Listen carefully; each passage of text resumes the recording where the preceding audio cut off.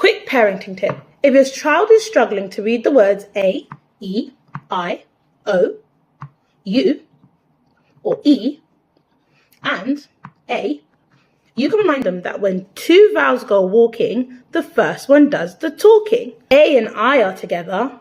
A says his name. Ain, rain.